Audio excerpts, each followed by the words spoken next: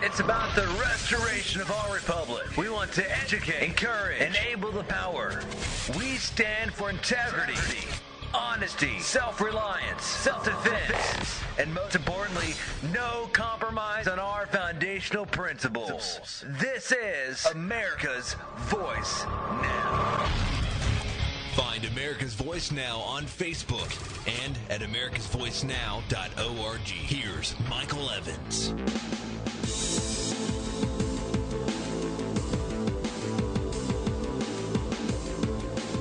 Good morning, America.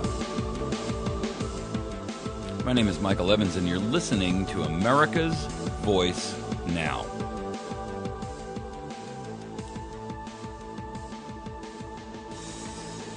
You know, the news of the base shooting yesterday in D.C. has the news media basically pinned to that medium and on that story. We don't know all the details. In fact, we know very, very few details at all. And yet, we see a clamoring by the normal sycophants for an immediate limitation on firearms again. And started out with Dianne Feinstein, and now Obama is coming out stating that he's going to implement his treasonous executive actions irrespective of the truth. Doesn't want to really know the truth, is just interested in meeting his agenda. We're going to talk a little bit about that this morning. We're also going to address the issue of Lois Lerner and the IRS, and how her, which is one of the topics I was going to touch on yesterday, but didn't get to it, over the issue of addressing the release of 2,837 proven convicted illegal immigrant sex offenders back into our society. To me, that is the epitome of this administration's, and the courts, by the way, this is not limited just to this administration, their behavior towards America as a nation is despicable and unconscionable. And that, to me, I don't care how else you want to define it, but that, to me, is a betrayal of what this nation is about. Knowingly, willfully, ICE is responsible for this, releasing, this is Immigrations and Customs Enforcement, releasing what they know to be 2,837 convicted sex offenders, not to mention illegal aliens, releasing them not back to their host and home country, but back into our society where they can commit crime again, is an unconscionable act of betrayal. In fact, I would garner to say that it borders on treason, because treason is defined as aiding and abetting the enemy. And the enemy of every child is a child predator, a rapist, a child molester. They are enemies of our children, and therefore enemies of our nation. And allowing them to be released back into our community is the equivalent of knowingly, willfully assisting a crime. And a crime that will cause, assuming that their victims actually live, untold suffering and pain. And I can't abide it, and I don't understand how the people at ICE justify themselves, or frankly sleep at night, or look at their own face in the mirror in the morning as they're shaving. To me, that is just beyond comprehension. All right.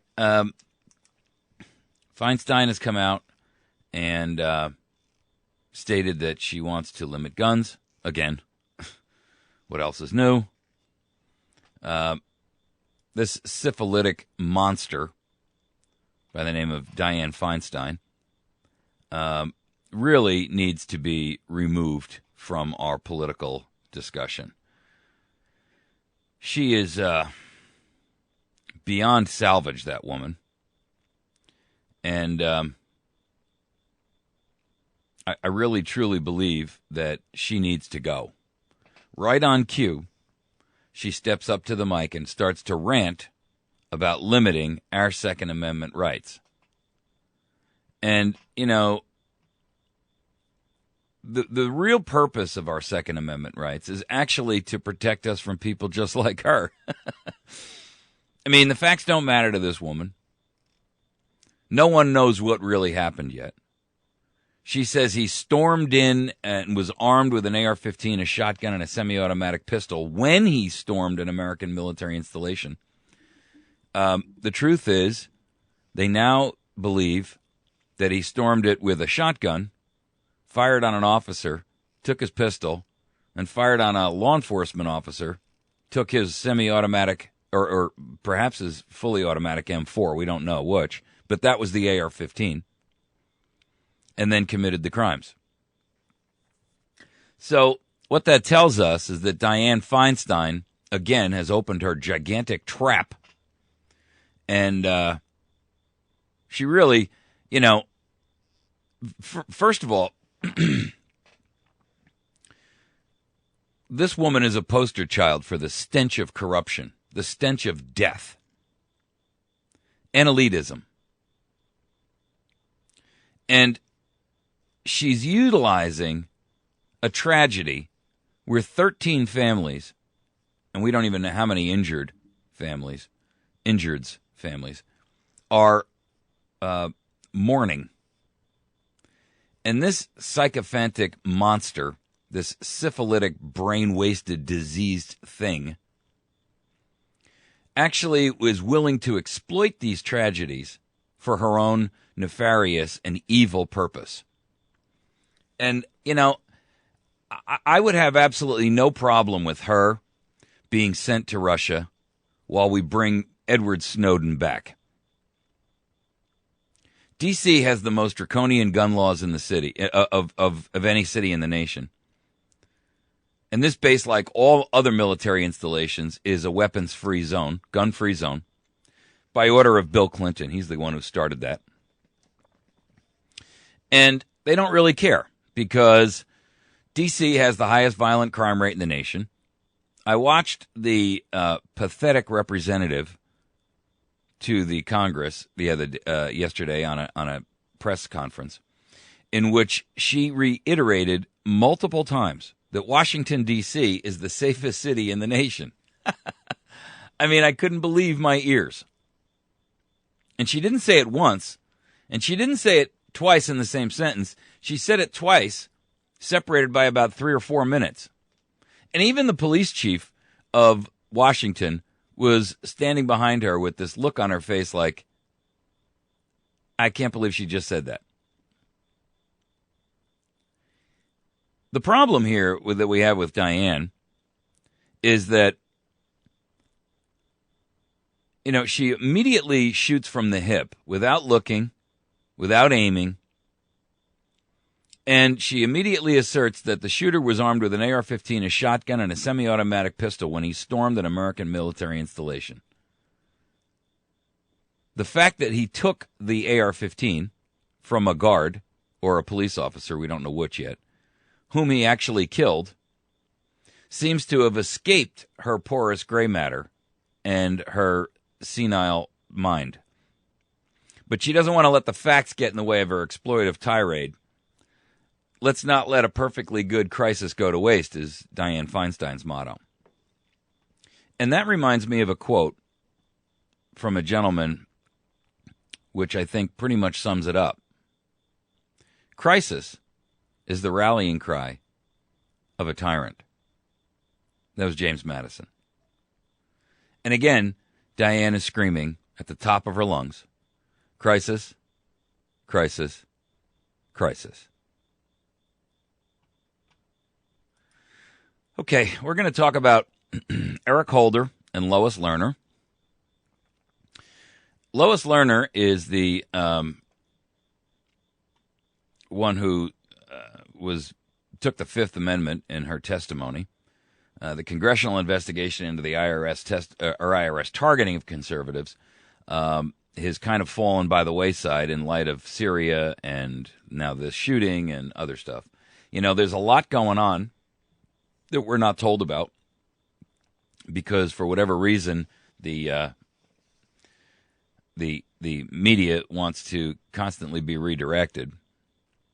But we have email from her that is very clear and definitive. And, this email is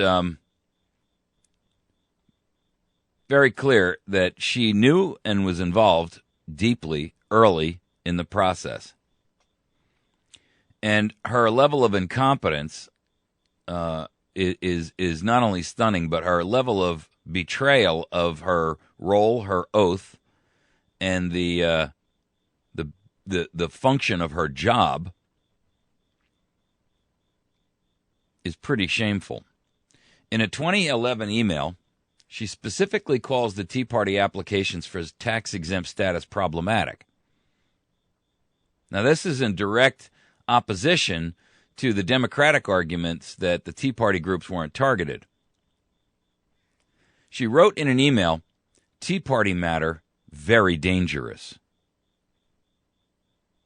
Going further to say that these Tea Party issues could end up being the, quote, vehicle to go to court to get more clarity on a 2010 Supreme Court ruling on campaign finance rules.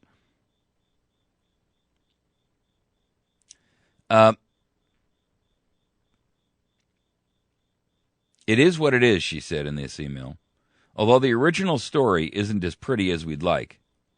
Once we learned that we were off track, we have done what we can to change the process, better educate our staff, and move the cases. So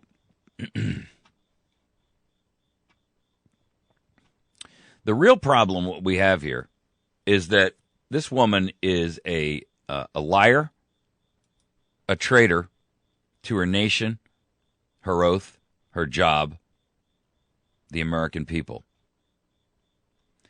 And we also know that Eric Holder recently just acquired a new role, and that is that he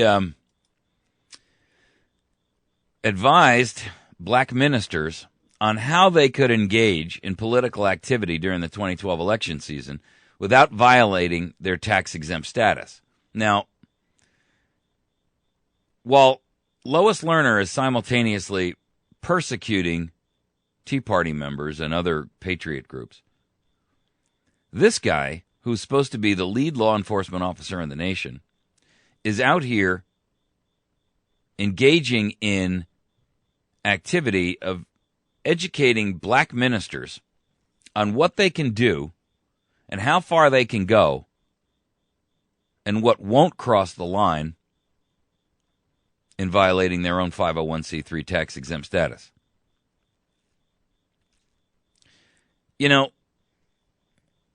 This is really indicative of the kind of behavior that we would expect from somebody like Eric Holder.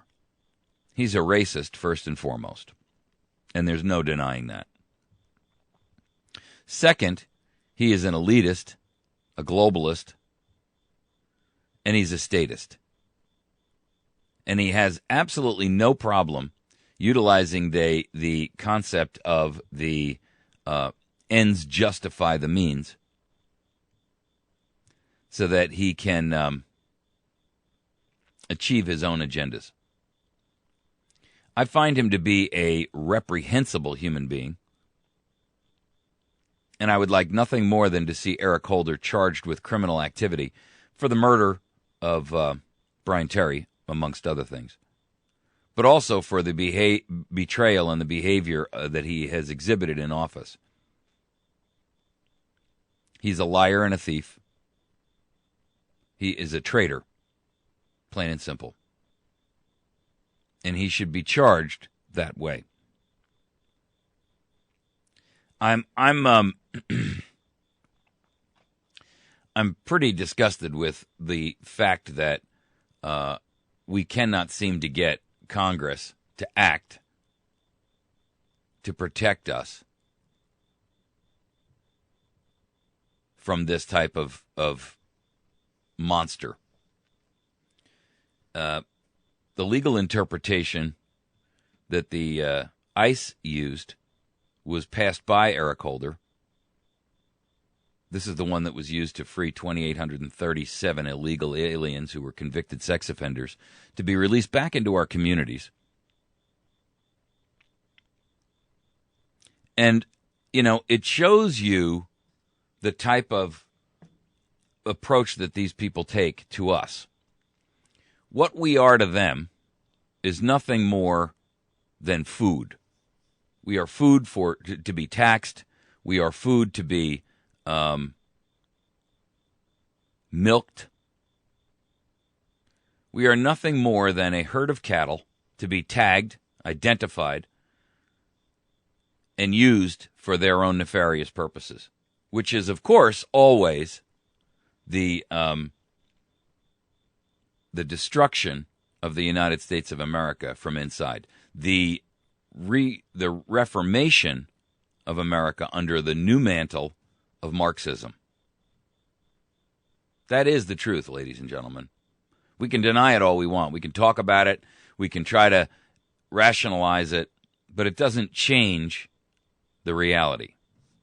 The reality is that the fundamental change that Barack Obama spoke of in 2008 is the fundamental change that is destroying the United States of America. That his idea of reworking this country is a goal and an ideal of reworking it in an image of a Marxist tyranny. And make no mistake about it, the danger to you and to me is very, very real. Those who ignore it do so at their peril. We are on the edge, and I've been saying this for a couple of years now. We are on the edge of tyranny. And I know people will say, you're jumping the gun. It's not really that bad. Well, I beg to differ. You see, in the last 2 years, we've watched this nation slide faster and faster and faster down the steep cliff. What you have to realize is that tyranny is not something that occurs literally overnight. It didn't happen that way in Soviet Russia. It didn't happen that way in Nazi Germany. It didn't happen that way in China. It doesn't happen that way anywhere. It's always a graduated step. Now, sometimes it's more graduated than others. Sometimes the slope is steeper in some places than in others. And you are taking the one nation that is known as the most free and an honorable nation in the world and trying to turn it from a constitutional republic to a Marxist state, a fascist state. And that's where we are. We are sliding into fascism.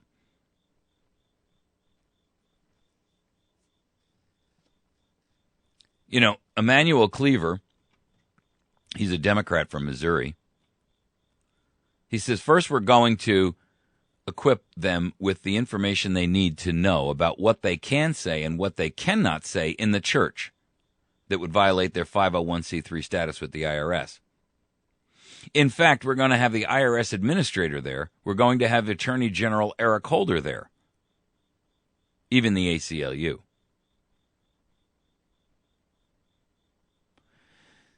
To me, now, why is it, I mean, if a Tea Party group asked Eric Holder to attend a Tea Party event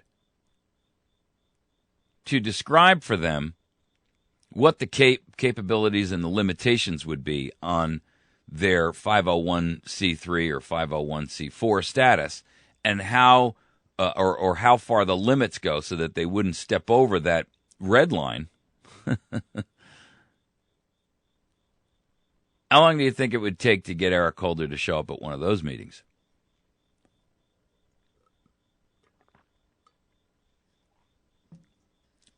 How long? The truth is, these groups and these people only help those who will accomplish their goal. And we see every single day that the nation is descending into chaos and tyranny. And it's directly related to people like Lois Lerner and Eric Holder.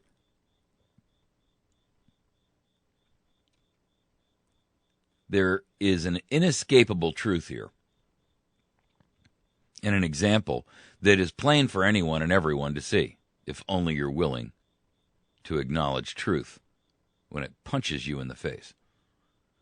And that is that our nation has descended from a constitutional republic into some sort of a chaotic, anarchistic race towards some ism, some sort of authoritarian or totalitarianism that may well yet require a new definition.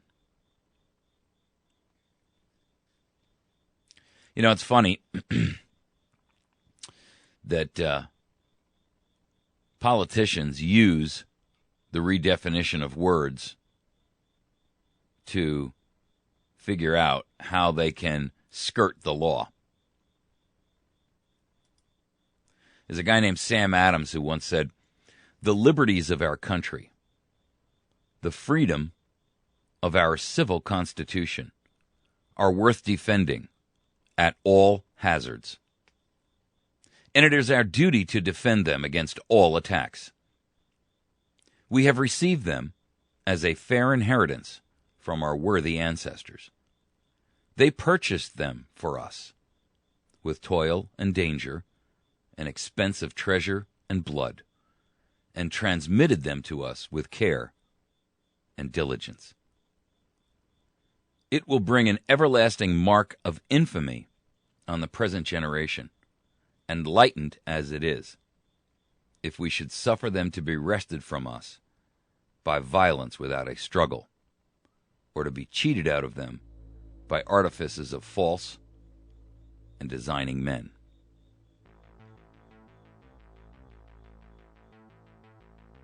What you hear daily from the President, Lois Lerner, Eric Holder, John McCain, John Boehner, those are the artifices of false and designing men. Where do you stand? You're listening to America's Voice Now. We'll be back in just a moment. If you're watching us live on our streaming video, just bear with us a moment, and then you can click the play button, and we'll come back on. You can catch us on the web at americasvoicenow.org. You can also find us at facebook.com/America's Voice Now and youtube.com/America's Voice Now. We'll be back in just a moment, and we will continue along with our discussions. Stick with us.